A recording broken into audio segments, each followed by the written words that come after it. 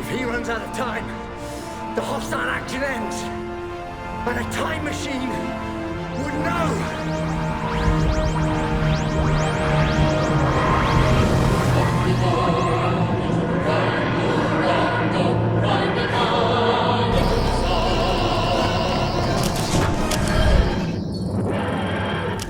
The Doctor and the Tardis. It's almost impossible to imagine one without the other, and let's be honest, if that were the case, it would be a completely different show. Even if you don't know that much about Doctor Who, yet, you've probably seen the Tardis. The Doctor's big blue box isn't just the best ship in the universe, its unique appearance makes it a British cultural icon. Oh, that's the box, the blue box, it's always there. Like a magic carpet. This fun little box that transports me to faraway places. Like a doorway? Great segue. Let's step through that doorway into the TARDIS and find out what bigger on the inside really means. Ooh. First, let's talk time. TARDISes were an invention of the Doctor's people, the Time Lords. It's actually one of the things they're best known for. I congratulate you, Doctor. The achievements of your people in temporal engineering are indeed as impressive as I have heard. Well, thank you. I'm glad you like it. Temporal engineering is a really great sci-fi way of saying time travel. TARDISes can travel forwards or backwards to any point in time via the time vortex. A storm of pure temporal energy that acts as a sort of shortcut between the different points in the universe. The TARDIS navigates the time vortex and then materializes at its destination. Of course, there are other ways to travel through time, but as you can imagine, the Doctor's not the biggest fan. Why are you an expert in time-traveling goblins? They are not time travelers, excuse me. Time travelers are great. Like the best, like wow. This lot just bimble. Bimbling swiftly on, let's discuss relative dimension. It's always a treat when someone first steps through the doors of the TARDIS into its control room, and you can see why. Fantastical. I couldn't figure it out either. The internal dimensions transcends the external. Spot on. If time travel is called temporal engineering, then the TARDIS's bigger interior is the result of dimensional engineering. Not only did the Time Lords figure out time travel, but they also discovered how to cram a whole separate dimension into a smaller space. When you drink a glass of Coke, it's only this big, but it's actually got this much sugar in it. Works a bit like that. What does? The TARDIS. It's bigger on the inside than the outside. Oh, did you not notice? I just thought it's supposed to be bigger on the inside, so I didn't say anything. Well, of course it's supposed to be bigger. Most people are confused by that. Now, I know what you're thinking. Even in the world of sci-fi, a ship like this would need a massive power source, maybe even the size of a sun. Luckily, the TARDIS is even big enough for that. The Eye of Harmony! Exploding star in the act of becoming a black hole! Time Lord engineering! You rip the star from its orbit, suspended in a permanent state of decay! This way, quickly! Woof! In fact, inside the TARDIS is so big that in over 60 years of adventures, we've barely even seen a fraction of its complete scale. Despite its size, the Doctor and their friends usually spend most of their time in the TARDIS control room, the first place you see when you enter the doors. Which means that over the years, it's been redecorated quite a few times. Every Doctor has different tastes after all.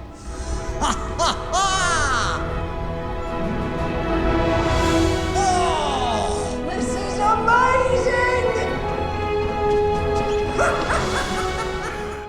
Okay, admit it, with that much space to run around, you would do it too. Which brings us lastly to space. The TARDIS is already a dimensionally transcendent time machine, so it makes sense that it must be a spaceship as well. As you may have figured out, the TARDIS can go anywhere in space as well as time. That means other planets, spaceships, space stations, almost nowhere is off limits. The TARDIS's main method of travel is to materialize through the time vortex, but it's also been known to do a bit of real, actual flying, with mixed results.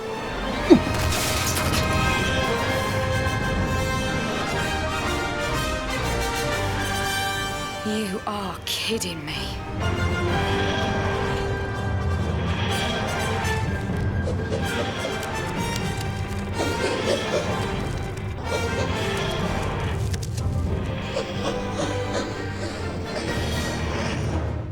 So there you have it, time and relative dimension in space, or TARDIS. There's no other ship in the universe quite like it.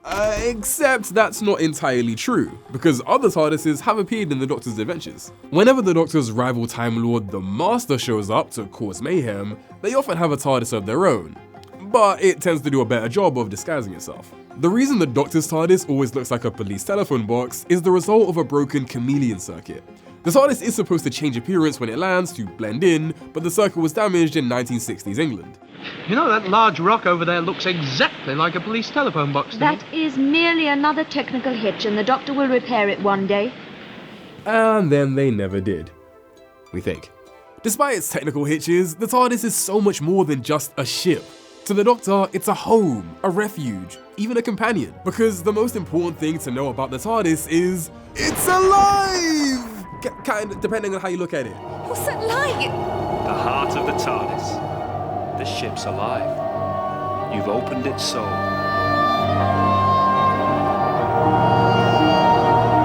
There's so much power running through the Doctor's TARDIS that it makes sense for it to be sentient, which also means that it has a mind of its own, and often makes its own decisions about where and when it lands.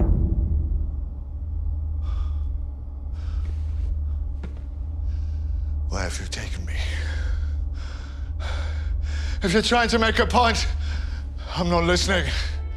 The Doctor often talks to the TARDIS like it can hear them, but it very rarely gets a chance to answer back. Except once, and the conversation went about as well as you might expect. You know, since we're talking with mouths, not really an opportunity that comes along very often, I just want to say, you know, you have never been very reliable. And you have? You didn't always take me where I wanted to go. No, but I always took you where you needed to go. You did. Companions may come and go, but the Doctor's relationship with the TARDIS transcends time, space, and even human understanding. It's part of what makes it such an iconic character, as well as, yes, an amazing machine. So now you know just about everything you need to know about the Doctor's TARDIS. You're almost ready for your first adventure. So, where would you want to go first? Let us know in the comments, and for everywhere else, you can join the Doctor when he and the TARDIS both return for brand new adventures in the upcoming season.